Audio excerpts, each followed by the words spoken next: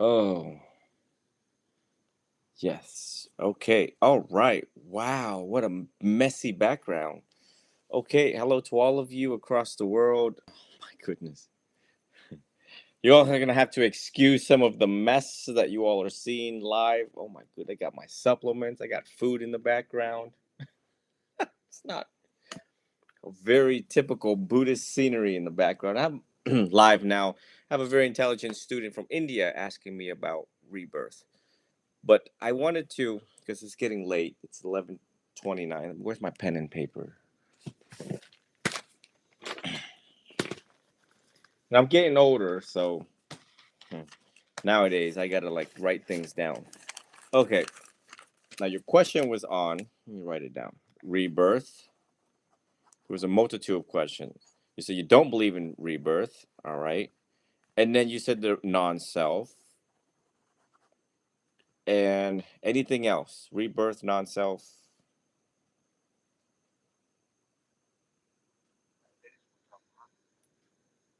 Say that again. Karma.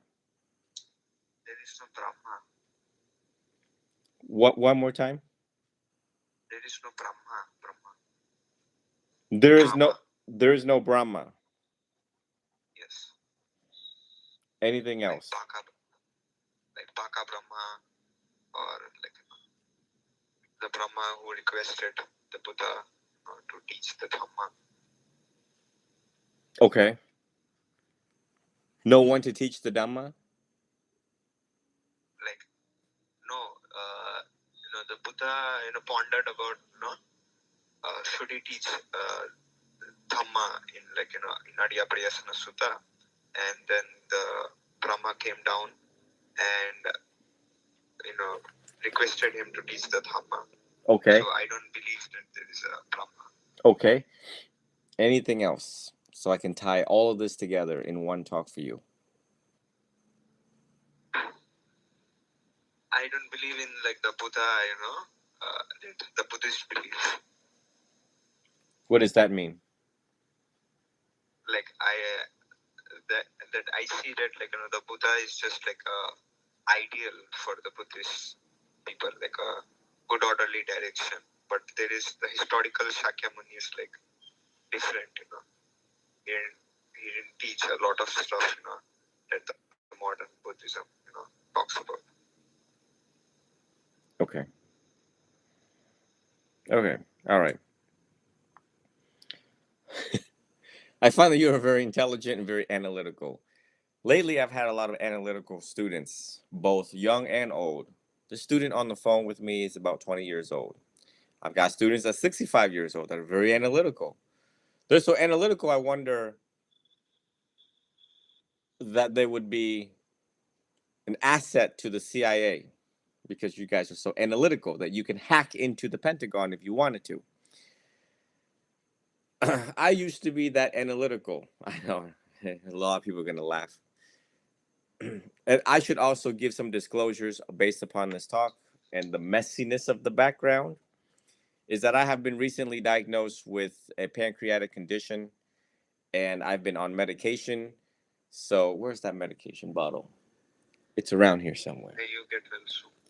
Right.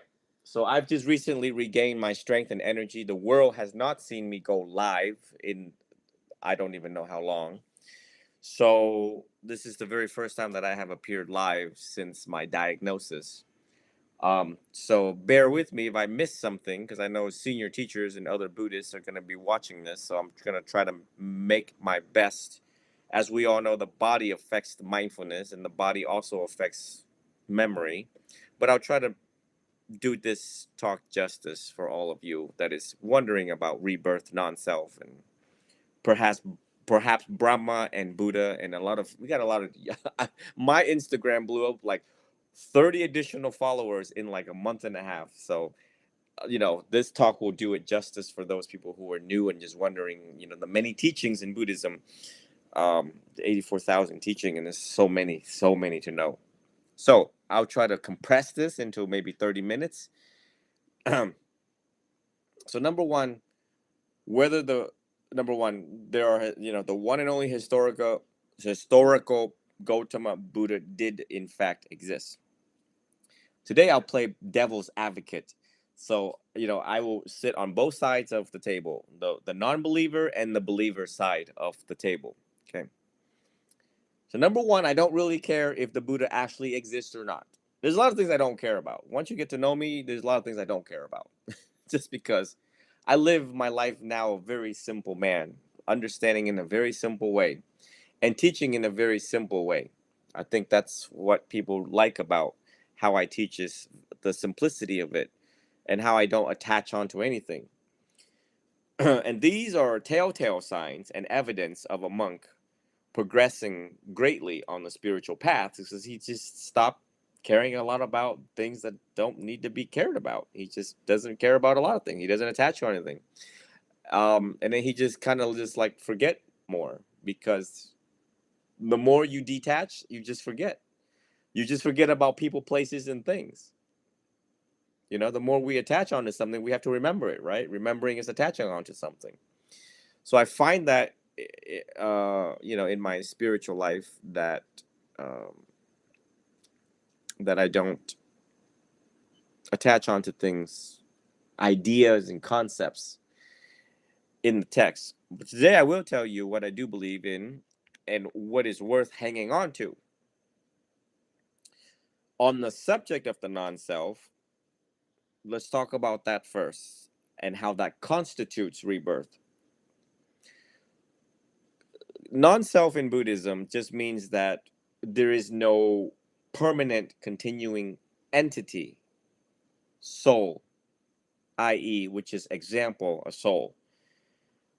Um, in Buddhism, we assert the five aggregates is a continuous combination working processes that leads up to the human experience in the present moment. Okay, form, perception, feelings, name, etc. My teacher taught me that when you die, two things follow with you. Number one, your streams of consciousness, knowing. And consciousness means one which knows. It knows that it's there. One which knows. And your knowledge. Wait, that goes back. Part of knowing is the knowledge that you have accumulated in this lifetime that will go to the next lifetime. That's what evidence do we have of that is how we see animals. And it's like why certain animals more intelligent than other animals. Like my dog here that's running around below me is Bailey, and Bailey's very intelligent and smart. And then I've had a German Shepherd, which is a police type dog, and it was dumber than a box of rocks. It's just like, German Shepherds are known worldwide to be the most smartest and most intelligent dogs one can buy, one can own. So back to non self, that your stream of consciousness continues. Ooh, that iPad just fell. Sorry. Your stream of consciousness continues, and your karma, the good things and bad things that you have done, will continue with you onto the next life. Again, how do we know that's true? Well, look at Donald Trump. They tried to assassinate him twice, and the bullet just can't find its mark because in his past life, he probably was a very generous man. He gave more and took less. So in this lifetime, he gets to enjoy the Deva realm, is what we would call it in Buddhism. Likewise, there are infants that have died. There are infants that were born, and I mean, there's children that are born and die quickly, and we wonder why they die so fast and so quick. They didn't do anything; they were innocent. Yes, in this lifetime, under observations, they were innocent, but may not be innocent in the previous lives. So therefore, some of them die in a very horrific way. I had a student named David Wynn, and he died of stomach cancer in the most horrific. I have never seen. He shared his whole life on Facebook, and he was one of the most beautiful soul one could ever seen. This comes from a person who is trained to see humans on the outside and on the inside. I'm trained in law and I'm trained in medicine. So one would believe that when I assess another human being to be beautiful, that they in fact do not have ill will, hatred in their heart. And so this 20-year-old student named David Wynn from Chicago, United States, you know, was all about peace, love, happiness, family. And during his struggles of stomach cancer, was able to crack jokes. And I laughed at those jokes for so long. Was a very light-hearted kid, but the way he died, and all of us got to see it worldwide. And I tell you what, I'm gonna have a nice talk with Karma when I see Karma about how David died. That was one of the most painful deaths I have ever seen in my life. Ever seen in my life. For a kid that was so beautiful. So it hurts me even today as a non-attached Buddhist to reflect on how he died, the manner of which he died, and the image that he died. This kid looked like a model at 20 years old. Bright, intelligent, was going to become a dental hygienist, which is going to make a lot of money. I mean, he just lived his life like he didn't have cancer. And towards the last like 6 months of his life, more like 3 months of his life, under close observations, I would describe it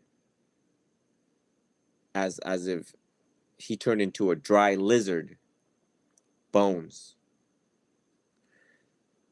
So, what is there to say about his death? And many more who live such an innocent life in this lifetime.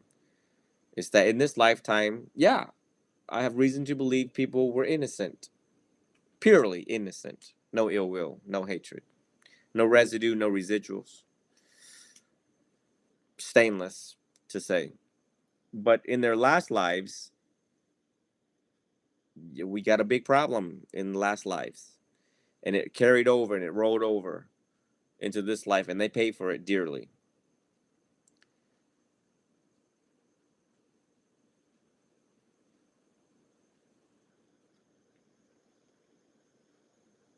Another evidence of how we know is usually the way how people live will usually determine how they die also. Live a peaceful life, you have a peaceful death. And the total opposite of that. Um, okay. So, non-self. Continuation of consciousness, the good things and the bad things that roll over in your next life.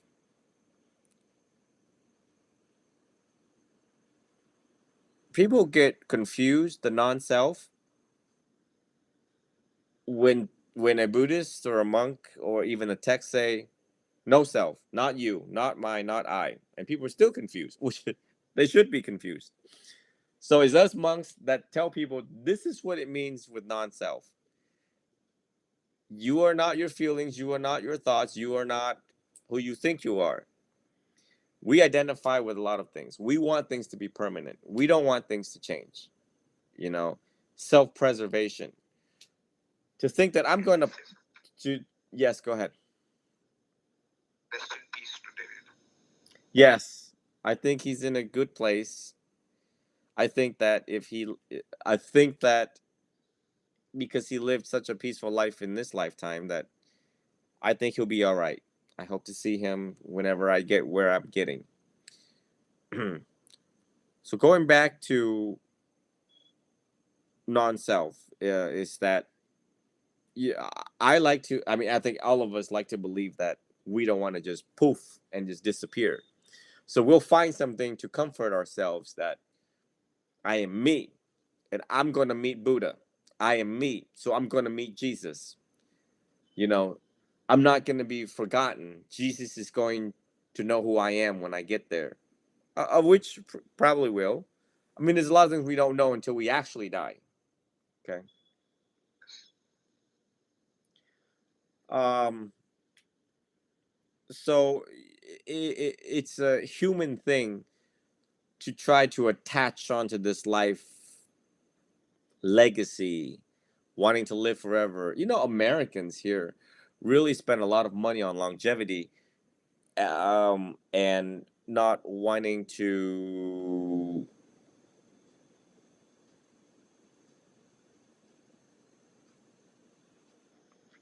They spend millions of dollars on anti-aging medicine. Um, they want their names on plaques and walls and stones. Nobody wants to be forgotten. The idea of it is painful. Nonetheless, the talk about the non-self. Okay. Um,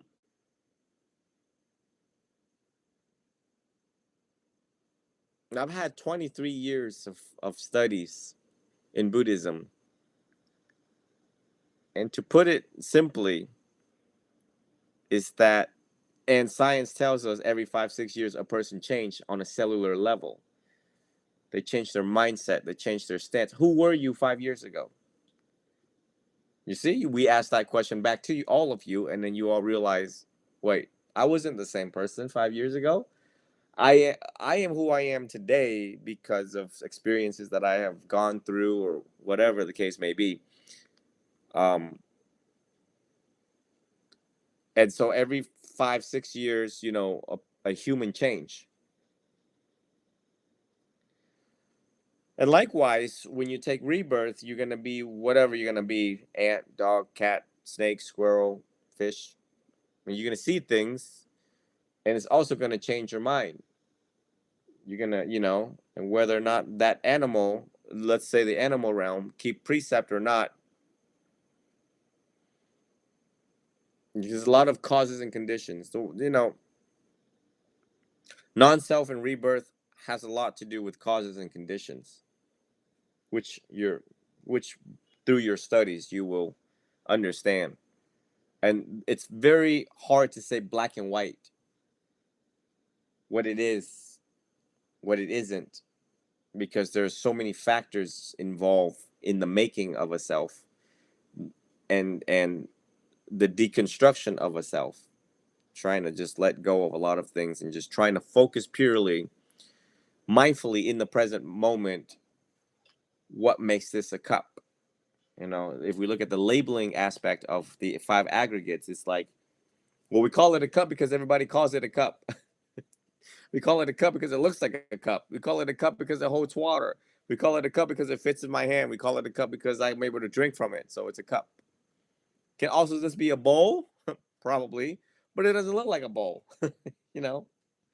So you have to study the five aggregates carefully and see how the mind gets twisted in all sorts of labeling and attaching, and just what you were born with. As soon as you were born, you're like this tape recorder. You're like this thing that just watches and listens to things, and you start forming your ideas, and meaning and life, about whatever, about what makes this a pen.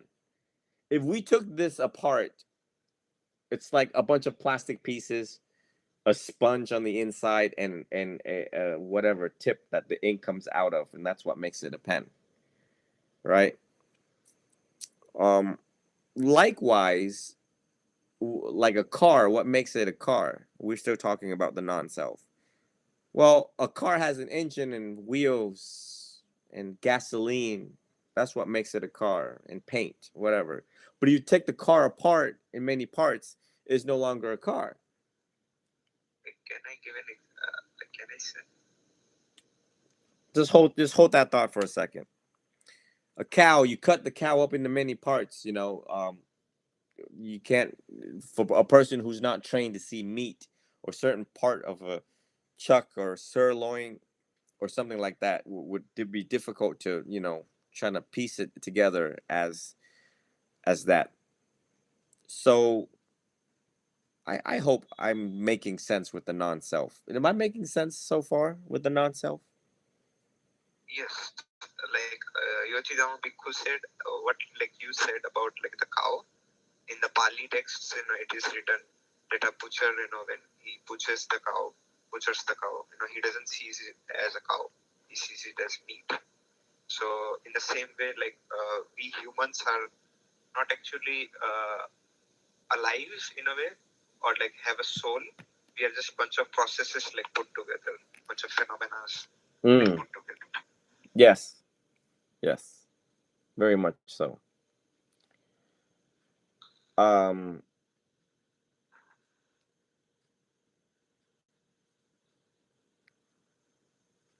Okay.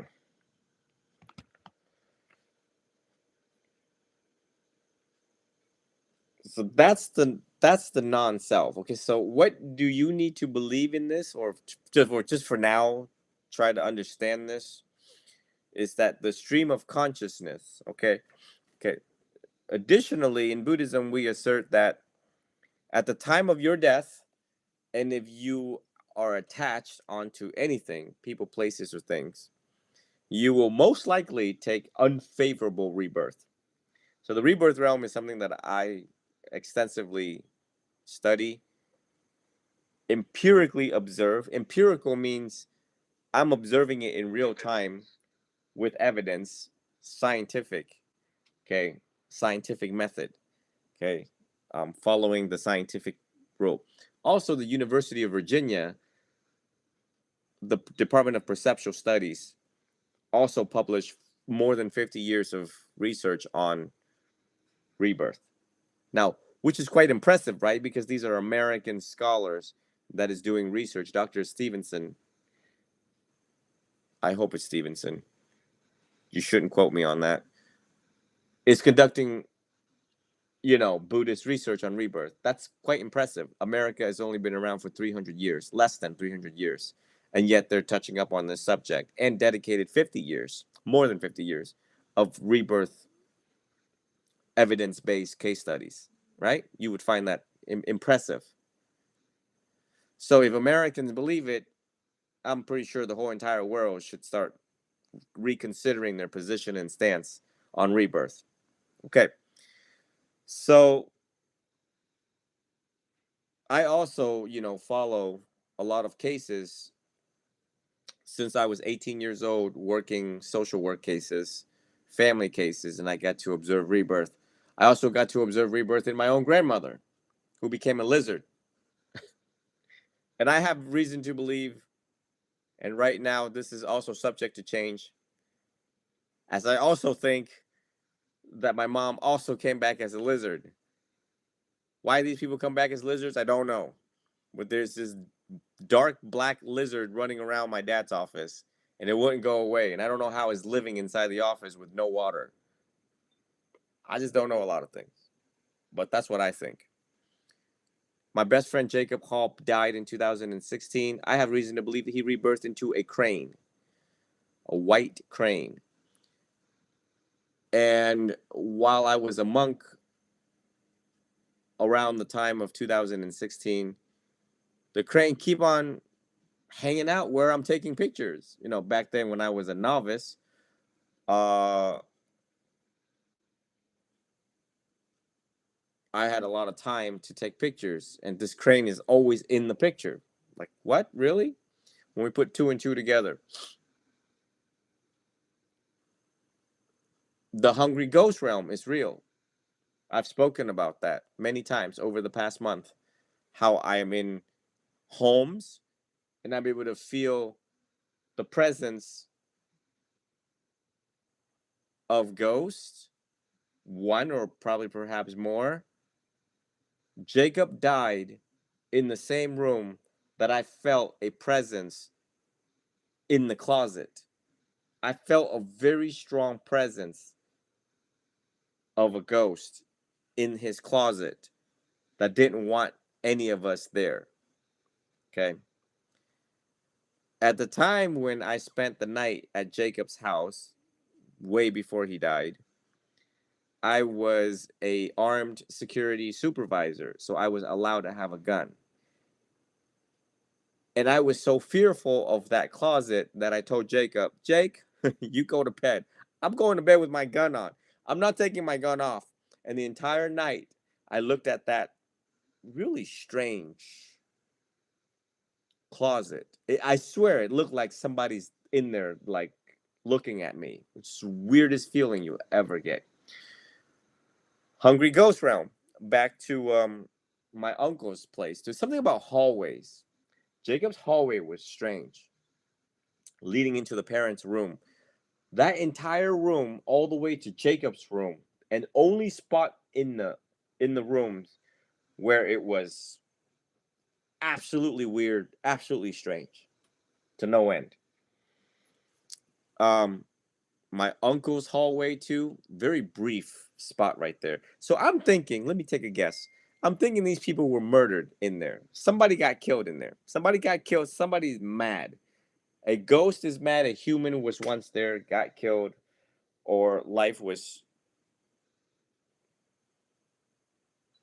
taken from that home or house.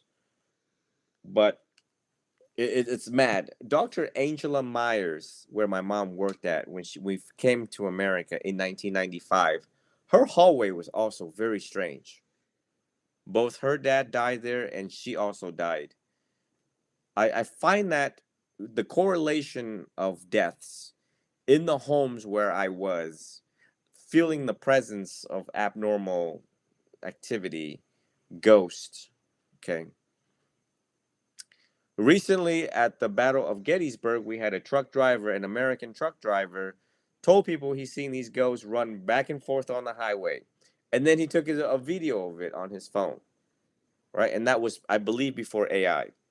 So you can look at that video online. It's not fake, it's real.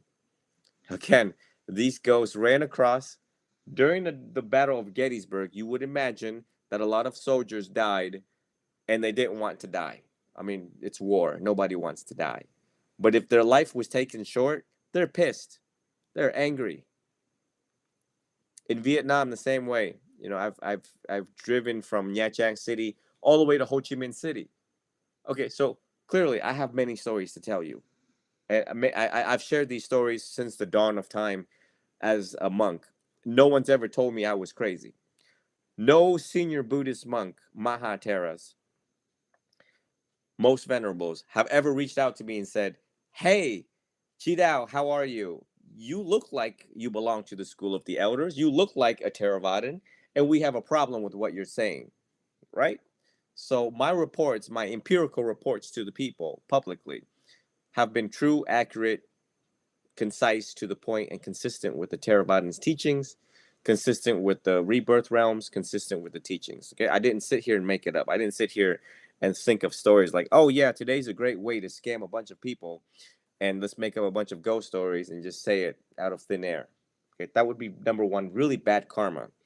You know, under the capacity of a monk to make up stories to convince people, and you know, the Theravadan order cannot ask you except a cup of water. So it's like, what am I getting lying to people, right? I get nothing from lying to people. Okay. So does that make sense so far in regards to your issue with the non-self and your issue with rebirth? Yes. Okay. Why should we believe in rebirth? Okay. Well, number one, it's hard to deny it. It's a very dangerous thing to deny rebirth. Anyone that denies rebirth will live a, well, there's a bunch of people that denies rebirth. Okay. All you got to do is go on YouTube and put police shootings in America. And then you also see the animal realm in human form in America and elsewhere around the world, right? Um, you see people behaving very bad under the influence of intoxicants. Uh, you know, it's just a lot of things that you will see. Um, oh yeah, I'll talk about reincarnation, but reincarnation implies a soul. Rebirth does not imply a soul. Someone asked the question. The other thing is the animal realm. You have read the sixth rebirth realm, the animal realm, right? We see humans behave like animals in this lifetime. You would agree? Yes. Yes, right. So clearly, they don't have a mind of a human. They have a mind of an animal. Eat, poop, sleep, commit crimes, don't listen, don't want to listen, they don't want to understand. Then they get shot by the police because they commit crimes. Intelligent humans would understand law and why I should follow the law, and what, and the consequences of breaking the law. Like, intelligent people would, like, you're intelligent, you would know what's going on. What It's amazing. You live in America, and it's like a lot of people like, hello, or elsewhere around the world. Some people are like, are you thinking? But they're not thinking. So in that moment of not thinking correctly, critically, wisely, then it's like they took rebirth into an animal in that moment in human form, and then make their decision, and then now they're really going to take rebirth, and then now they're really asking for it. Okay, so again, the sixth rebirth realm you actually can see in modern day right here on earth. You can see the Deva realm. I gave you example of Donald Trump. You see the Deva realm in uh, Bill Gates and the Bill Gates Melinda Foundation. Bill Gates was CEO of Microsoft. Him and Melinda created um, the foundation where they help students and poor people. Okay. Then we had a CEO of Bonefish Grill, and thus I heard that he took his boat out here in Pinellas County, I think here in Florida, and I guess his boat crashed, and they never found the body. So that is a CEO of a seafood restaurant. What do they do in restaurants? They kill fish, right? They kill. They did not keep the first precept, thou shalt not kill. In first precept, Buddhism. So therefore, I imagine in my head, I imagine in my head that the boat crashed, he fell into the water, and then a bunch of sharks ate him, and then they can't find the body. You know, because he lived in an industry where they kill fish. So of course the fish is gonna kill him. That's what I think happened. And when I guess something, typically it's true. I have a good way of guessing things, right? May or may not be true, but typically it may come true, or it was true. Whatever. You guys get my point. Okay. So the Deva realm. That is the explanation of the Deva realm. Those who give more and take less, does not do harm, they tend to live long and happy, and they flourish in life. And those who do harm, they die in a very painful, mysterious way. We all can see that. Anyone who observes closely and study deaths and causes of deaths are able to see the correlation of the rebirth realms that the Buddha was talking about and modern day uh, life that all of us are living in and trying to make sense of what's going on. Okay. Let me see if I'm missing a rebirth realm in there that anyone could have a question on. Yeah, go ahead. Brahma, where they don't have bodies, only mind. It's like the most subtle realm, only through like a samadha and jhana meditation. Which realm? Brahma realm. Brahma realms. Yeah, well, we're not going to talk about that one because I have a bunch of Americans watching. They're going to think I'm crazy if I start talking about that. But let's go back to the hungry ghost realm. That's what it is. That's what I forgot. The hungry ghost realm was exactly I started this conversation with the ghost that was in the homes. Funny that about 10 years ago, we started having movies in America about that, how they people were building homes on top of cemeteries, and the homes became very haunted. Now trust me, producers and people who make movies in America have done their research before they just, you know, hey, let's just do something that's not going to make money, and let's do something that's not true.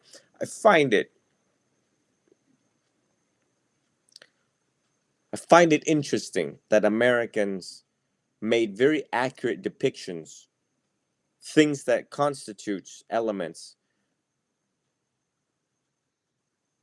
of, quote, pissing people off. I mean, because if you were a ghost, if you died and somebody put a house on top of your grave, you would be angry too. Okay. in the Chinese culture, history, and people, they really believe where a person is buried is very important, and you should like not mess with the graves. Okay, my dad believes that, and he's a professor. He's a triple discipline professor, and we've got family members that were buried in Vietnam, and I guess they were buried at a very bad location where their remains could have been disturbed. My father believed, as a direct result of that, um, our family was cursed with mental health issues. So he tells me you should go back and fix the graves because our ancestors are mad. And I'm like, okay, with what, like with what money? So I hope me becoming a monk also, kind of like sharing of the merits, the practice of the Anumodana, kind of like, hey, relax. you know, I'm a monk now, I'm sharing my merits with all of you. So just relax. You should also let go of the idea of your body and the remains, just because I can't go there and fix all of them. So, but anyways, back to the hungry ghost realm, okay? Is that, I find it very interesting. My entire life, that I observed, very mindful young man growing up, before being a monk, that I was able to connect and remember these memories of these houses and these homes and these hallways, of how I felt the presence of a ghost. So the hungry ghost realm is real to me. It's real to me. Now lately, we had Miss Mi Huynh, Myhuynh. I officiated her funeral. She got two daughters. They're business owners, nail shops. That I go there and visit them, like, hey, how you guys doing? And I'm like, so have your mom visited you? And they're like, yeah, she did. And I'm like, well, how did she visit you after she died? And they told me, that chair over there, and I'm sitting in the business in Sarasota. I'm like, you see that chair over there? Yeah, that chair moves. And the brush and the equipment that's in the container, it like moves by itself. Uh, Many times. Okay, these people are not crazy. That's the first thing I rule out, that they're not insane. They didn't make stuff up. They were not under the influence of drug or alcohol at the time of their report. Um, they're not clinically diagnosed with schizophrenia or other mental health disorder in accordance to the ICD-10 and DSM-5 standards in America diagnostics. So, and I've known these people for like 15 years. Okay. And then I think there were some videos emerged on TikTok that and Instagram that was also very interesting, where there was a barber at the barber place, like this chair moved, and the plastic thing that they put over people was resting on the chair, and it looked like a ghost was there yanking it off the chair.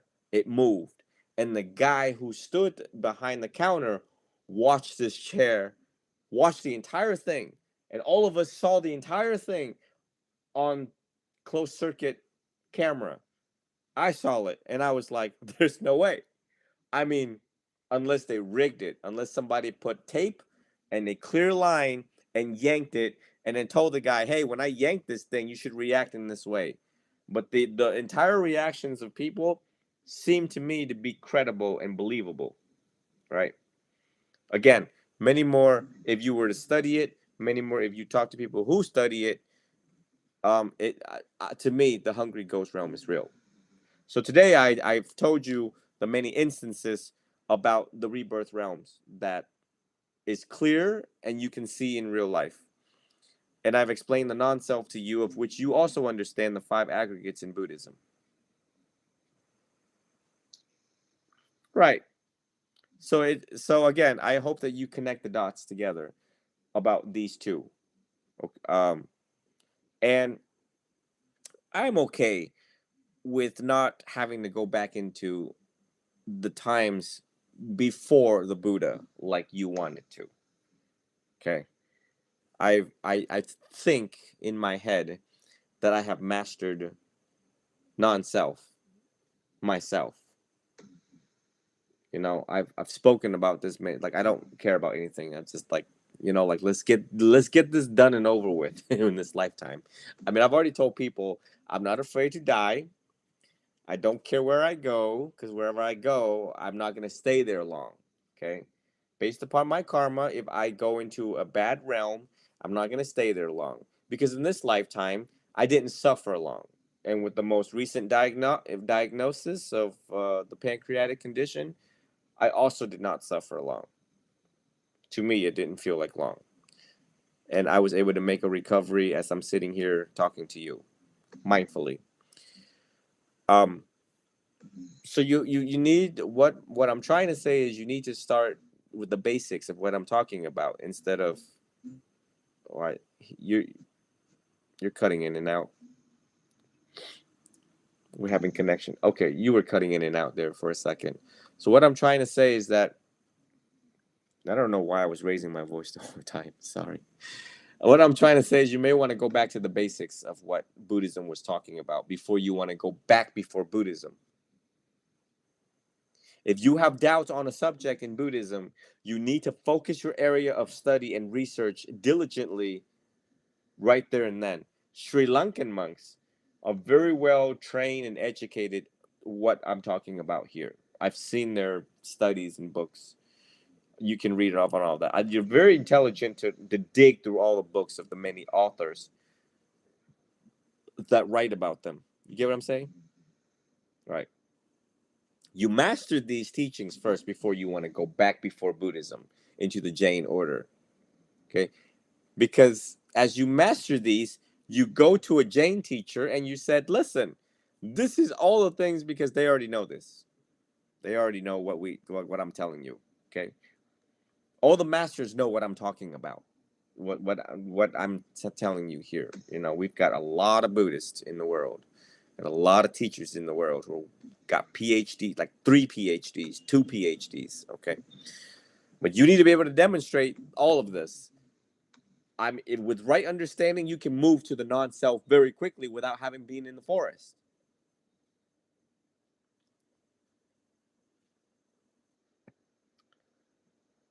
I've lived in America for 30 years. I've been a monk 10 years. I didn't have to go to the forest to practice the non-self and to tell you that I have pretty much mastered the non-self myself. You get what I'm saying? Right. And if this thing is giving you a hard time, like very analytical and jumping all over the place and thinking of all sorts of stuff, well, you need to examine this and try to simplify a lot of things. And I think the neural circuits and the map inside of our head needs to kind of like, you need to draw it out and figure out why it's so complicated. For all of my very analytical people across the world, you know, I think that is a lot of suffering when the mind is that analytical. I remember, you know, a lot of people have like photographic memory where they remember everything in photographs and images in their head. That is a lot of suffering. I don't want to see things. I don't want to remember things, you know? So so that is my best suggestion for you, and the previous thing that we talked about before I went live about how you want to master the non-self. I think that is a very ambitious and honorable trajectory of what you want to attain. I think it can be easier than what you want. It's easier than what you think. It's not difficult, but you need a good teacher to take you there. Because I don't know how. Hold on. 'Cause I don't know how you're gonna get there without a teacher. First and foremost, and you have very minor knowledge in Buddhism.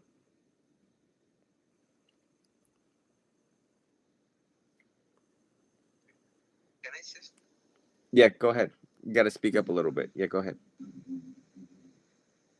So, like Yodhidam Bhikkhu also like taught about like a story, and in that story, there is back in the day in India, they used to have like many wives.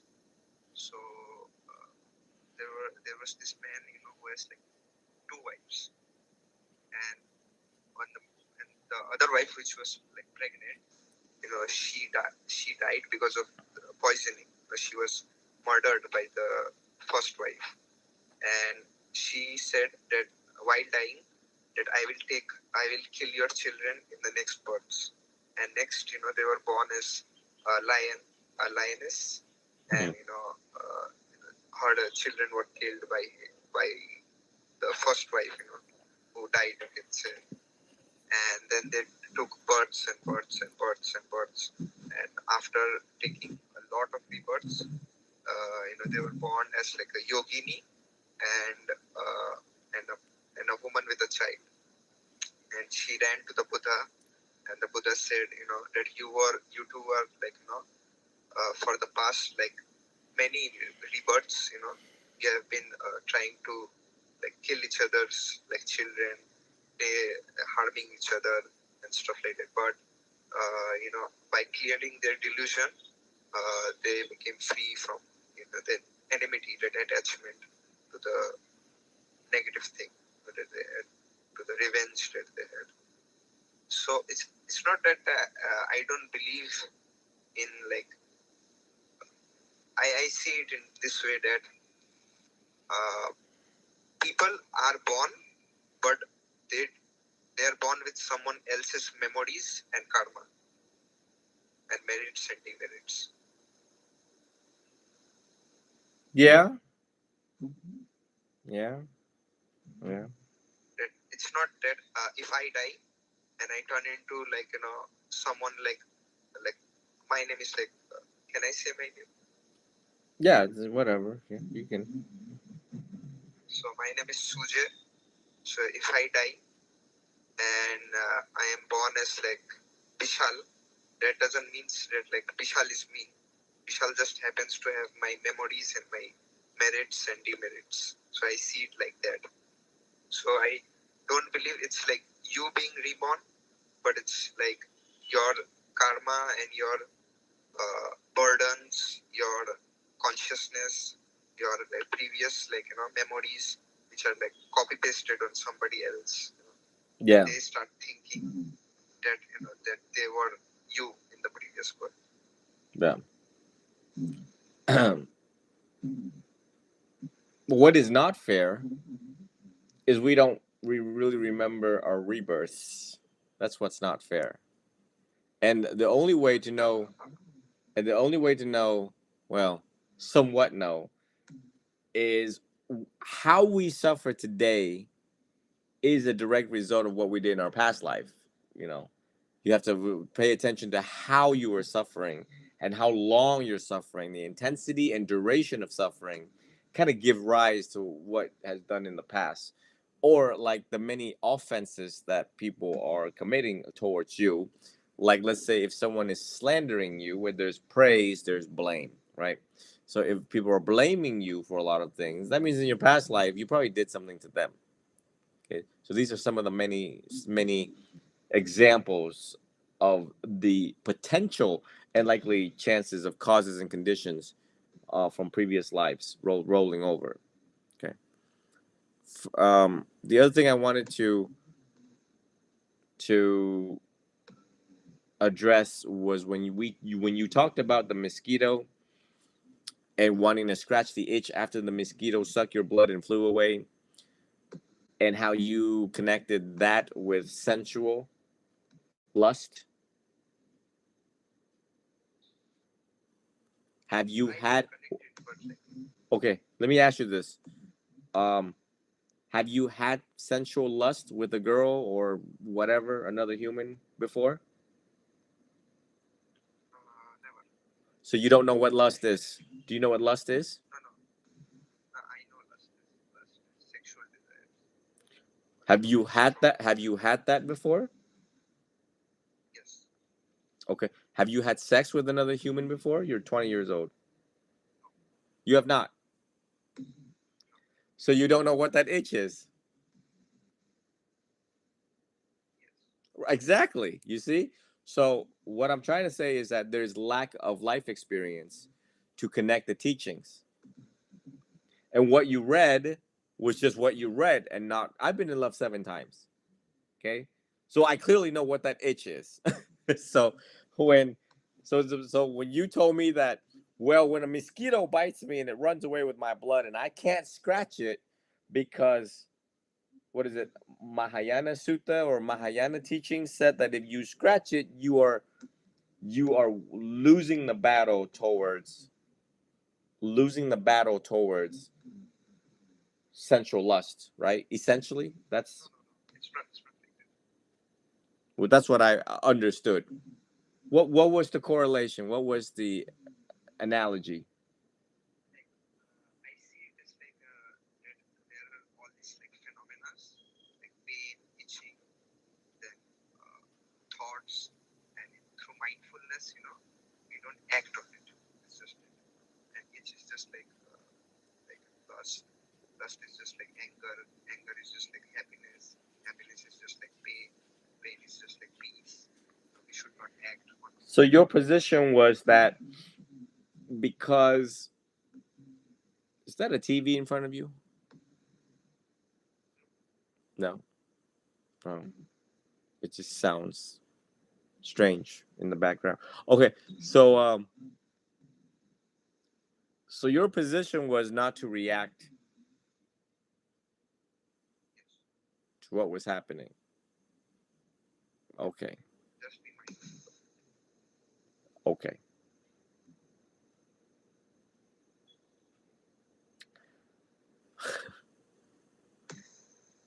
Where did you get the Mahayana teaching? Are you reading a bunch of stuff, Theravada and Mahayanans and stuff? Like anything I can do. Like anything. Zen, Theravada, like from Ajahn Jesero, from Jyotirama Bhikkhu, you read out. Like, anywhere is available. Okay. Like reading Arya Pariyasana Sutta. Okay. Okay. All right. Well, try to keep one teaching because you can see if your example confuses me, you see how your example confused me? Right. Right. So way too much information in one's head. Your head. So try to keep Theravadan with just Theravadan and not mix Theravadan with Mahayanan at 20 years old, not having a teacher. Make sense? Right. I've got students that study Hinduism, Buddhism, and under so much information that you don't know, that you want to know, and then you end up opening up a bunch of books or a bunch of articles and a bunch of monks, and then it's called information overload. Right. Causes more confusion, causes more analyticalization. It causes you to analyze more because you don't know what the hell you're reading. So you analyze more and it gets more complicated and no one's there to clarify for you. Oh man, this is such a big mess with Generation Z's and Alpha with information overload. Woo! Okay. So, you know what you got to do, right? Are we still confused what we're doing or studying? Like I don't want to be like a Zen monk or like a Buddhist monk or like any of those like 65 different religious reforms. Well, you better figure out what you want to be. You're 20 years old. You better figure out what it is that you want to be. I want to be like them, the ones before them, the historical Shakyamuni, like historical Mahavira, just like going in the jungle, figuring it out yourself, not about like mindful.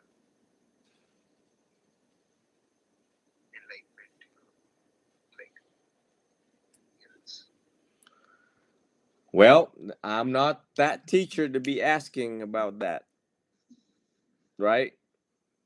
You realize that, right? Whatever it is that you're searching for, I am not that teacher. I don't know anything about Jane. I don't know anything about things that is before the Buddha. And quite frankly, I don't want to know either, because I need to master a lot of teachings that the Buddha gave. And the reason why I stick with Buddhism is because I can see the results for myself. That is one very compelling thing for me, that I'm able to see these things for myself. And I didn't read a bunch of things and it just sounded great. And then I just like, yeah, I'm just gonna continue doing this because it just sounds good. It's comforting. It sounds great. No, not by virtue of sounding great or comfort. The fact that I can see things for myself. I can see karma for myself. I can see that if I do good things happen to me, and often. Keyword, and often. You know, I belong to an order that cannot ask for money. So I don't ask for money. And therefore, I'm still here, surviving somehow. Um, Again, so I hope that, I live my life inspiring other people because the methods have worked for me. So I'm not sure how. I mean, this is something you're going to have to figure out on your own. I'm not a Jain teacher. I'm not a teacher before the Buddha, right? But clearly I'm trying to help you understand why I'm in this order and why I choose what I choose, and it's not necessary for me to choose the other stuff.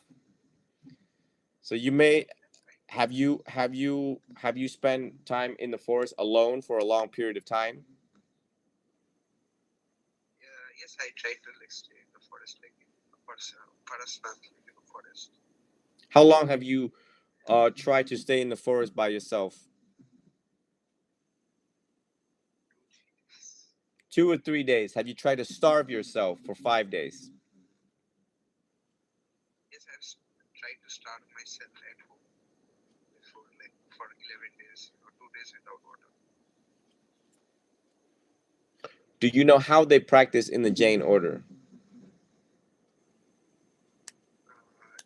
Yes, a little bit.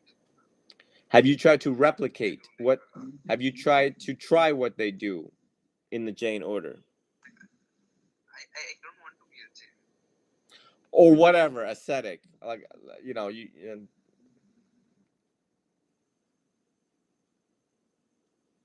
Like the problem is like we don't know much historically about this. Like the only results that I have seen are from like vipassana, like not like not being so angry, fixing my viewpoints. So I just practice vipassana for So you try to practice vipassana, and what? It's cutting in and out. no, but I have seen only results like from vipassana, you know, such as like fixing my wrong view on things, and not seeing pain as pain anymore, not seeing happiness as happiness anymore, not seeing you can say peace as like a pleasant, unpleasant, or neutral thing. It's just like a phenomenon. Mm, okay. Is there any other Like I questions you don't know. have from? Is there any other questions that you have for me that I can clarify for you? No other questions. Maybe a lot of journaling would help you figure this out. A lot of journaling. Maybe talk to ascetics. Maybe I imagine you wandering more in the woods, in the forest, and finding a really wise ascetics that practices in that, probably supremely rare, right? I mean, I think the closest thing. I mean, I guess I shouldn't be surprised if the Jane Order is still around, and I don't. But even forest monks are rare. Yes, they're quite. So what you're looking for is like maybe like 10 in 8 billion people, maybe 50 if we're lucky in 8 billion people, with the many thousands and thousands and thousands and thousands of miles to cover. You see how you have created the hell realm in your head, right? It's a hell realm in your head. You see that?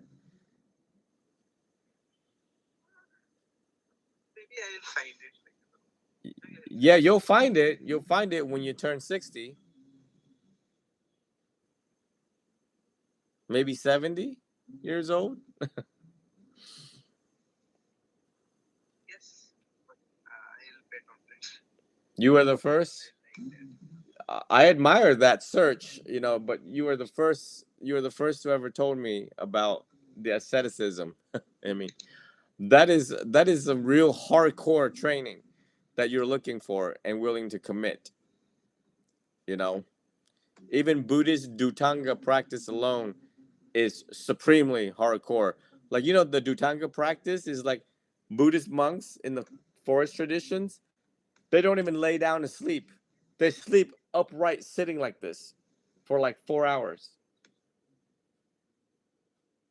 If I do that for 2 days, I die very quickly. So, know what I mean? So what? So like really look at their practice. I mean, look at the monks, for example, just for fun. Look at the forest tradition monks, Dutanga practices. Um, and see how difficult that is. Nonetheless, any other austere practices before the Buddha. Oh man, I am. It's getting late. I gotta wrap this thing up. See my eyes, right? Goodness gracious. Okay, so listen. Good luck to you. I think that I have been comprehensive and effective in explaining my standpoint and giving you clarifications on what need to be clarified. But you're all over the place. You have no idea what you're searching for, and what you're searching for is like maybe like 20 people out of 8 billion in thousands of miles to cover on foot.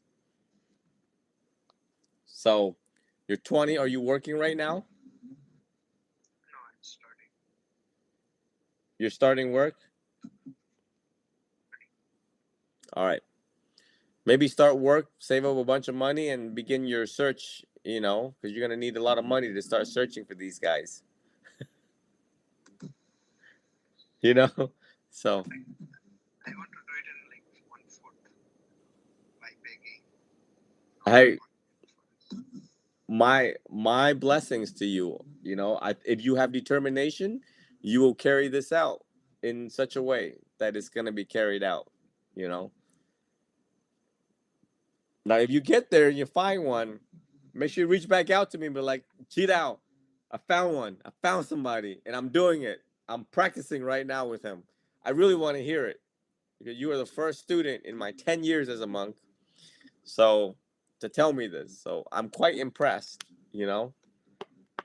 I wish that I could help you further, but I am limited in my scope and practice as a Theravadan monk, and this is all I know.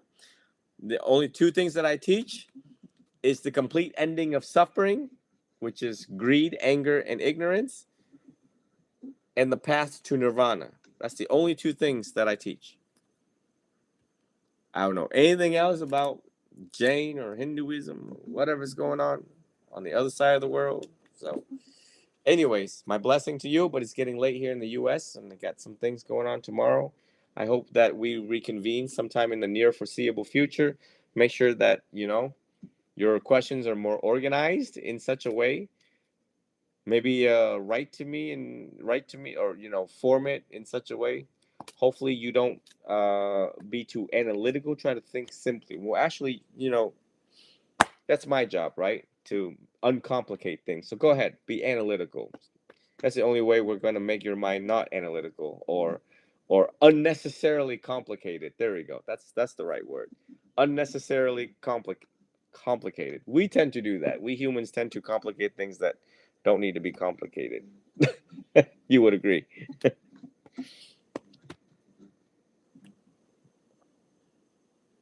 Okay. Any other question before we wrap it up?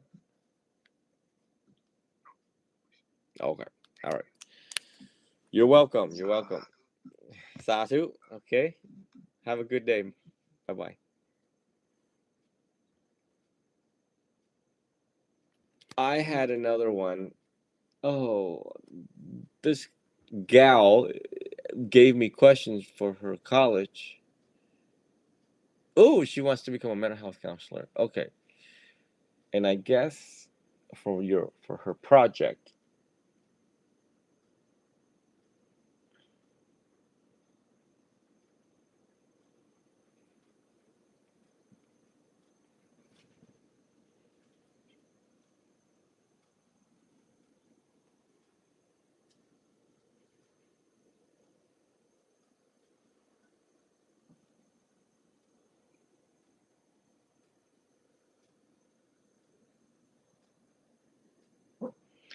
Wow, she asked 17 questions. And a lot has to do with the counseling aspect of it, which is Buddhist psychotherapy or what I teach.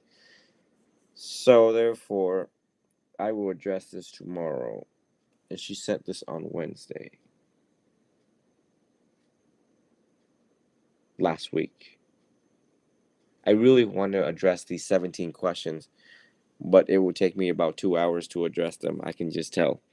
So at this time, I'd like to conclude. I really wanted to do it. I really wanted to do a lot of them. My body just wouldn't let me after this darn diagnosis and this $8,000 medication. My God. So, anyways, I will have to come back to this tomorrow. Maybe tomorrow morning I address this when I'm bright, shining, and beaming and gleaming. I just don't have that energy like I used to anymore. And I think what you guys see on TikTok and Instagram is it's like my best. And now for the first time recording live, we're live right now. I think everyone's starting to see how I'm approaching 40 years old soon. And I remember all of my talks. I told you all after 40, nothing really good happens. And I think I'm aging a little bit faster. 3 years faster. What is Bailey doing? I'm looking at my dog and I'm just like, Bailey detecting the presence of someone in my room. Bailey, who's in my room?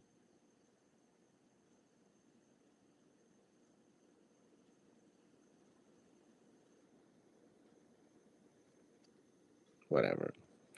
Too tired to analyze. Okay, folks, my blessings to all of you.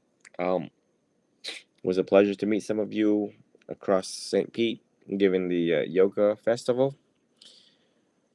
And we shall reconvene. All this is going to be live when I address these questions, because that's how I kind of do it. I don't record them and I don't send them to the student because it's like going to be like an hour at least video.